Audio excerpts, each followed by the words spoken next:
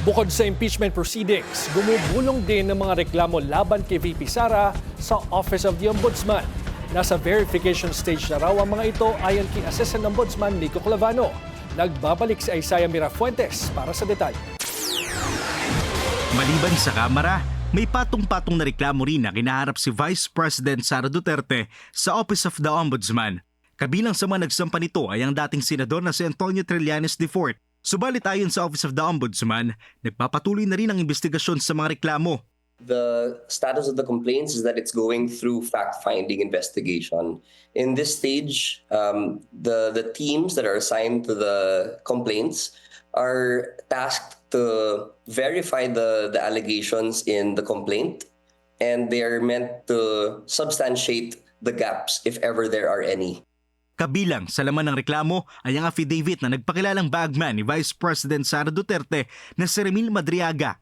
Kasalukuyang nasa Camp Bagong Diwa si Madriaga dahil sa kasong kidnapping. Pero ayon sa Office of the Ombudsman, bahagi ng fact-finding investigation ay ang makausap nila si Madriaga. Iginit din ni Clavano na hindi dapat husgahan ng pagiging witness si Madriaga laban kay Vice President Duterte nang dahil siya ay isang bilanggo.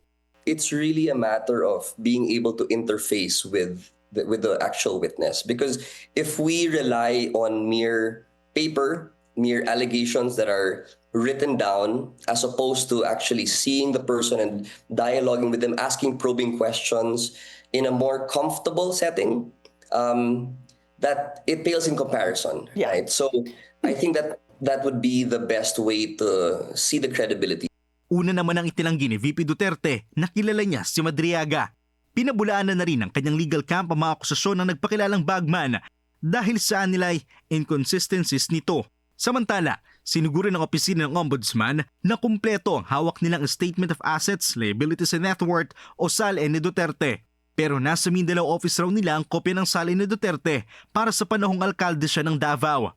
Nangako naman ang Office of the Ombudsman na handa silang sumunod sa utos ng House Committee on Justice matapos sila ipasabina para sa mga posibleng dokumento na gagamitin sa investigasyon laban kay Vice President Sara Duterte. Para sa Agenda Weekend, Isaiah Mirafuentes, Abante.